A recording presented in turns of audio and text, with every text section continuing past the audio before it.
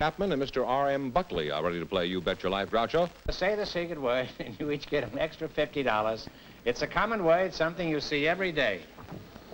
R.M. Buckley and Jerry Chapman, eh? Jerry, I'll start with you. You're the shortest. Where do you hail from, Jerry? I was born in Cleveland, Ohio, but when I was 15 months old, we left there and traveled all over the country. Oh, well, are you married, Jerry? Oh, yes, I am. After we were married, my husband enlisted in the Air Force, and we traveled around for 4 more years. Well, did you ever settle down long enough to raise a family? Well, no, but I had one. My children were born from one end of the country to the other. There were only 3, though. You must have pretty long children if they were born. Now, Jerry, do you have any other interests, or are you merely a housewife? Merely a housewife? Huh. A housewife has the most important and the hardest job in the world. You really believe that? Why, certainly I do. Thank you, one and all. That's the husbands. You can see the educated part of the audience. No, that's there. not true. That's the wives forcing the husbands to applaud. Okay, I'm convinced. I think it's a sad commentary on the American scene that we spend a whole week honoring pickles and only 1 day for Mother. That's right. That's right. That's been received with a resounding silence. There's a lot of pickle fanciers in the audience. And you are Mr. R.M. Buckley, huh? That's right, sir. What does the R.M. stand for, Mr. Buckley? Richard Merle. Richard, well, that's a fine name. You're right, sir. Great dignity. Thank you. Where is your hometown, Monsieur Buckley? I was born in Tuolumne, California, Groucho. It's a little tiny town up above Sonora, California. Then I went down to Stockton and finished my schooling there. Well, Mr. Buckley, that Mr. sounds pretty formal. What do your friends usually call you? Well, my friends usually call me Lord Buckley. Lord Buckley? How'd you get to be a lord? Are you a wrestler? Well, no, sir. You see, that's a philosophy of mine, that I claim that all ladies and gentlemen are lords and ladies. Were it not to be so, in calculi, the king and queen could not sit their throne.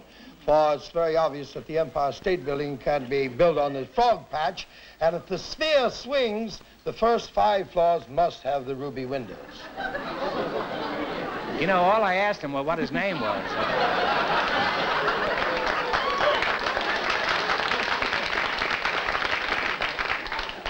I'd ask you to repeat that, but I'm afraid the second time you might say it the same way you did the first time. Now, is there a Lady Buckley stashed away in a castle someplace? Oh, yes, sir. My Behind Lady a Buckley. moat? Yes. No, she's in the castle. She's tucked very beautifully in the castle. Lady Buckley's a very exquisite, charming, gracious, talented lady. Is she built on a frog pond, too? No, sir. I'm sure she's a lady, Mr. Buckley, and I respect you for speaking so well of her. How did you acquire this smooth way with women? I've been married 6 times.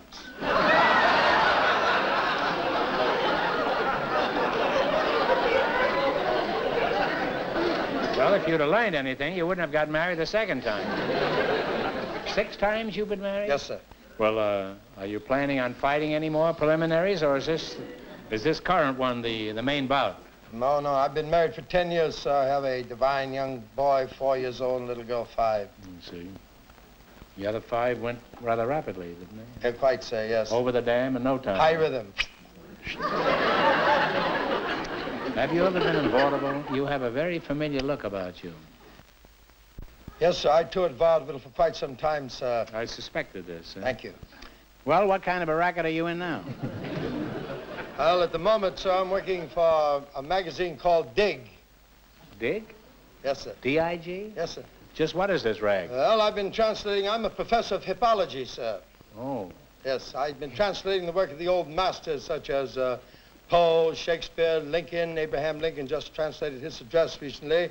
Shakespeare is very interesting in hip. It has a renewal power, a tremendous sense of renewal. Henry Miller calls it an international language because it takes the old masters and brings them up to the very instant of today and over the fence of now and on the pad of the Vance.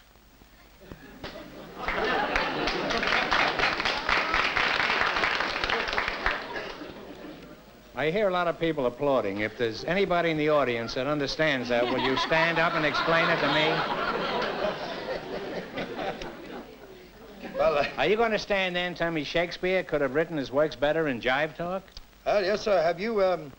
Are you familiar with Shakespeare's funeral oration, the No, but I was very familiar with a girl in one of Shakespeare's company at one time. A little translation for you. Well, of I Shakespeare. certainly wish you would. And give us an I example. can do an inch and a half of the Friends, Romans, Countrymen. I would love it. Huh? In hip, it blows this way. It says, hipsters, flipsters, and finger, poppin' daddies, knock me your lobes.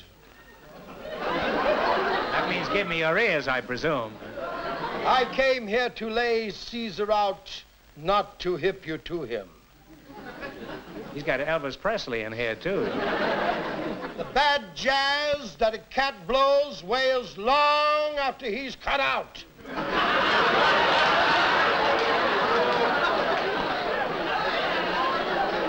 You said a hatful there, Lord.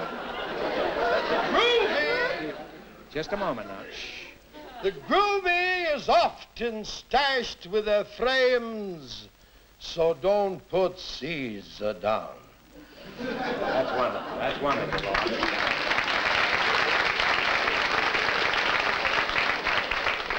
All I can say is that it's a good thing that Shakespeare's dead. And if he'd been alive to hear it, that would have killed him. No, that was very clever. It's very difficult to do what you did. Well, you're an extremely quaint couple, even for our show. Thank you, sir. And you look like a very wealthy and successful confidence man. Thank you.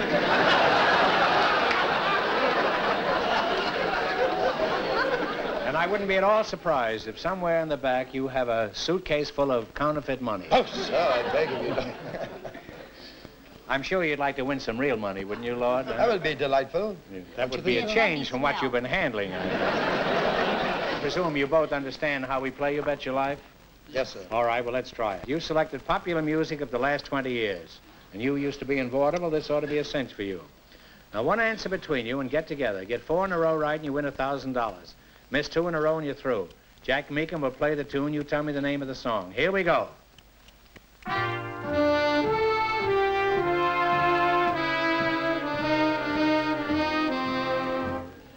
What is it? You made me love That's you. right. You're absolutely right. Tell him, George. You're on the right track. 3 more right and you'll have $1,000. Oh, boy. What is this track you're talking about? Is this a train you're referring to? A figure of speech. Oh, I see. Well, that's a figure of speech. There's the train. All right, here we go. This one's a familiar tune. Name it.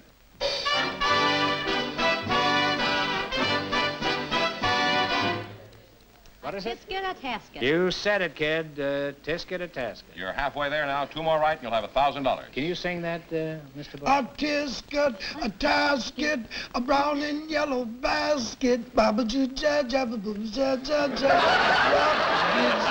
That's very good.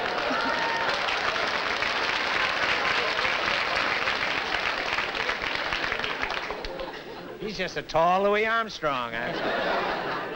Old Elvis Presley. Thank you, sir. Not so old either. He's had 6 wives, don't forget. All right, what is this one?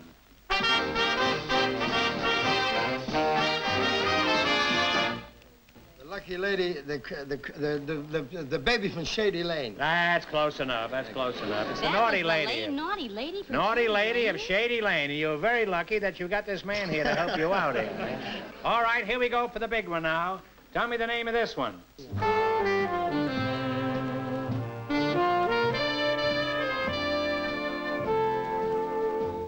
Autumn in New York. That's right. Autumn in New York is right, and you win the money.